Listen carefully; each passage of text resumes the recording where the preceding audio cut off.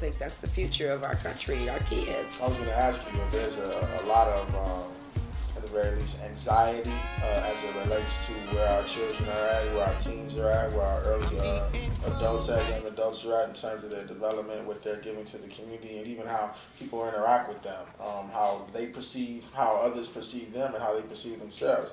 How is it that you, have looked at approaching the young people? You just listed a whole, litany of programs, but when you hear people talk about, youth are the problem, what's your response to that?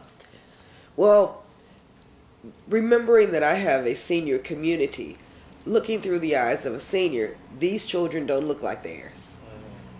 They don't dress like their children. Oh my God, the music is definitely not like anything that they heard. And so when you change is scary in and of itself. But when they hear the lyrics to some of these songs, they just are repulsed. They don't understand it. They don't understand why you be saying these things. They don't understand why these young ladies are acting and dressing like this.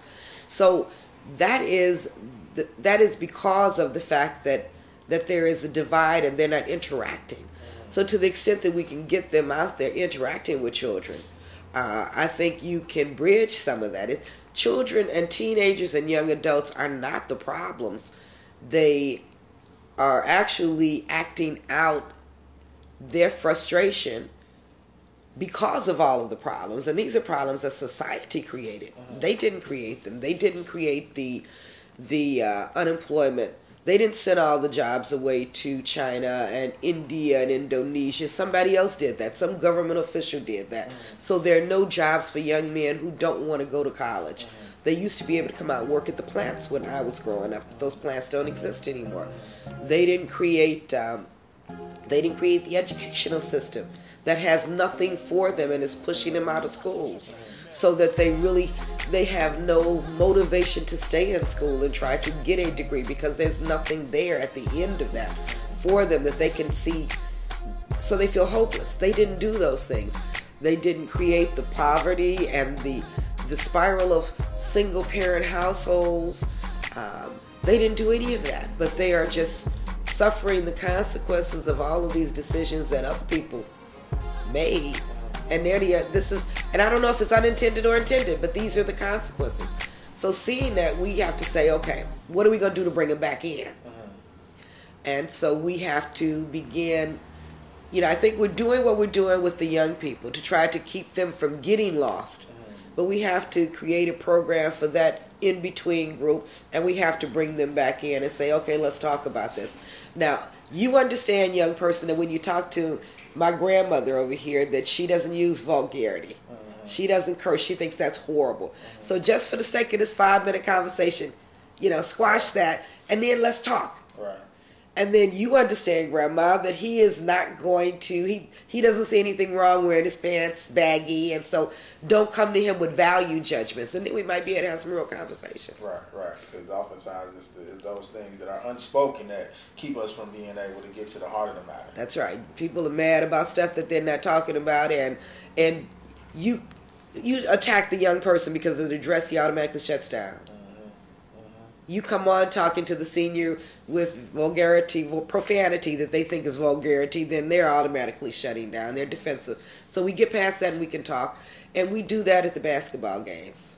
Okay. They're out there. My seniors are volunteering out there in the park with the parents and with the kids. And it's a little thing, but these are big problems that we can't solve overnight, and you can only do them by taking little steps. What I wanted to ask you, you talked about education, you talked about job and employment.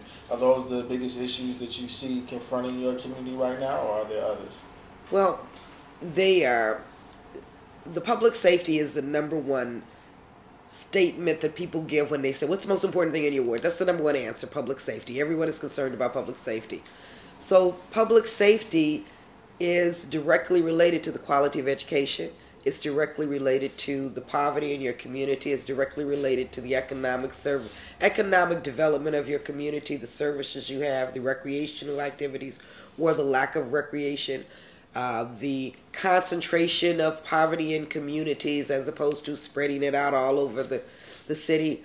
So the big three are public safety, education, and economic development. If we can produce more jobs, we can get some of these young people off the corners. If we can provide a better educational product, we could get some of these young people maybe into entrepreneurial activities. If we weren't able to get them into jobs, we can make jobs. Mm-hmm. You know, 2/3 of all of the new jobs in Chicago are created by small business people. Mm-hmm. So we need to go back to our communities and say, hey, we used to be the millwrights. We used to be the bakers, the butchers. We used to do all of these things.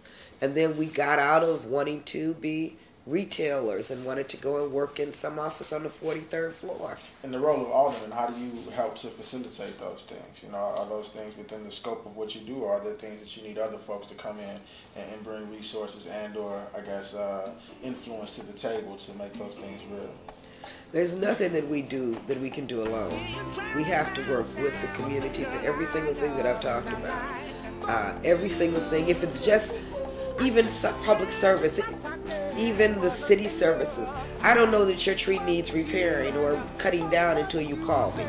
So everything that we do has to have a public partner out there. To get businesses, we need not only the alderman going out talking to business groups or talking to young entrepreneurs. We need other people in the community hearing someone say that they want to go into business and say, yeah, man, well, call the alderman. She may know about a starter program for you, or call the treasurer because we have some micro loans, or calling me saying, Alderman Lyle. Picture the fool that falls in love with you. Oops, she's a gold. Well,